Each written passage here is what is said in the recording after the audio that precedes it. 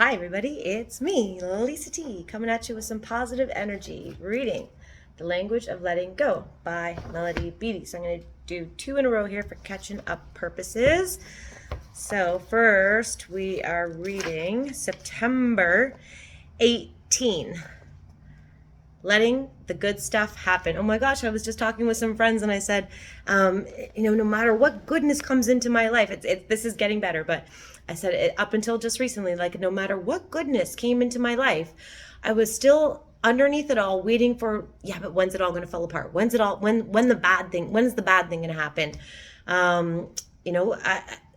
It's for some reason, like, I don't know if it has to do with that I don't think I deserve the good, or if it's just a fear from old childhood stuff that's something bad always, it's all the end result, the outcome is always bad. So no matter what good, so that I'm learning to let go of. I'm learning that I deserve good. I think it started with learning I deserve good things. I deserve better. I deserve.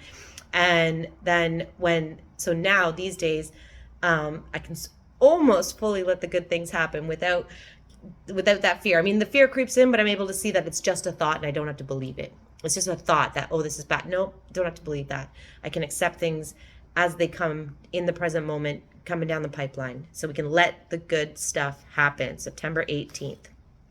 Before recovery, my relationships were lousy. Yep. I didn't do very well on my job. Yep. I was enmeshed in my dysfunctional family, but at least I knew what to expect. That's what I expect. It's the familiar, right? Something bad, dysfunction, toxicity, it's all familiar. So I want the second half of my life to be as good as the first half was miserable. I was talking to a woman today who's part of this new thing I'm going to be doing, and we were talking about the second, like, that life is just beginning. There's going to be something happening on 2027, and this has to do with like souls and aligning and stars and astrology and all this kind of stuff. But I was saying, like, I feel like my life is just, like really starting to pick up in my late 40s. Like, it's crazy. But she was like, yeah, no, that's how it is. So the first half, I always like to say, I didn't have a good start, but I'm going to have a good finish. So I want the second half of my life to be as good as the first half was miserable. The balance, right? Sometimes I'm afraid it won't be. Sometimes I'm frightened it might be. The good stuff can scare us. I was talking to another friend tonight about the fear of failure. I said, if there's a fear of failure, there's a fear of success. Hand in hand. There's the other side of the pancake. So the good stuff can scare us. Change, even good change, can be frightening. It's not familiar, right? We're very used to staying in comfort zones. Like women stay in an abusive relationship because it's all they know. It's comfortable. It's familiar. So we stay in those comfort zones, and change that can then be scary, even if it's good. In some ways, good changes can be more frightening than the hard times. Again, because it's new. It's not familiar. I know how to deal with the shit. I've dealt with the shit my whole life, right? I don't know how to deal with the good. The past, I'm learning though, the past, particularly before recovery, may have become comfortably familiar. There you go. There's the words, comfortably familiar. We knew what to expect in our relationships. They were predictable. They were repeats of the same pattern, history repeating itself. Until we look at this shit, until we look at our behaviors and we look at our motivations, at what's underneath the fear, why the fear is there, why these things are there, until we look at that stuff, we end up repeating it. And repeating it. History will repeat itself unless we look at it and say, I deserve better. I'm going to make a change. I'm going to take action and behavioral and thinking changes that are going to give me a better future. So we knew what to expect. They were predictable. They were repeats of the same pattern, the same behaviors, the same pain over and over again. They may not have been what we wanted, but we knew what was going to happen. We could predict it. I was getting a massage today, and as she was going over the sore spots, I was even like, at first when she went over the sore spots, I was like, ooh. And then in my mind, as she was going over the sore spots, I said, it's coming up. There's going to be pain. There's going to be pain. And when I was prepared for the pain, I didn't flinch. So I could handle the pain if I know it's coming. I can handle it if it's like, that's a thing I've told myself. So that will happen in relationships and in our life.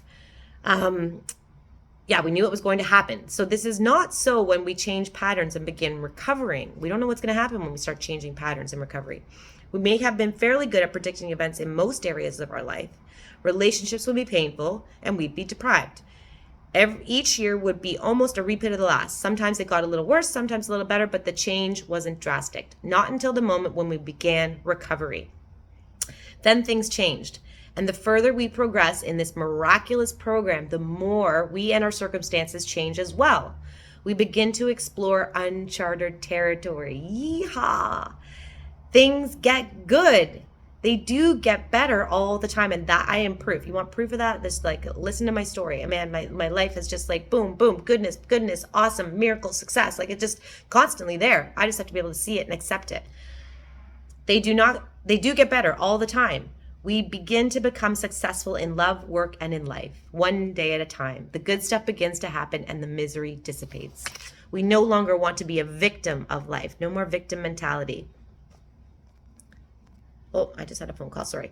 We no longer want to be a victim of life. We've learned to avoid unnecessary crisis and trauma. We can avoid it now because we know it and we can see it and we can take a better action, make a better decision for ourselves. We know we have choices now. Life gets good. How do I handle the good stuff? Asked one woman. It's harder and more foreign than the pain and tragedy. The same way we handled the difficult and the painful experiences, I replied, one day at a time. Oh, here's your prayer for today. Today, God, help me let go of my need to be in pain and crisis. Help me move as swiftly as possible through sad feelings and problems. Help me find my base and balance in peace, joy, and gratitude. I was in major pain on the weekend. Oh my gosh, major pain, and I was told gratitude, find what we're grateful for, and then you'll find joy and you'll find peace. Let me start that prayer again. Today, God, help me let go of my need to be in pain and crisis. Help me move as swiftly as possible through sad feelings and problems. Help me find my base and balance in peace, joy, and gratitude. Find the base in that. Help me work as hard at accepting what's good as I have worked in the past at accepting the painful and the difficult. Amen. Thanks for watching. Hit that subscribe button. Give me a like. Keep watching. Follow on the journey. And thank you so much. I love you all.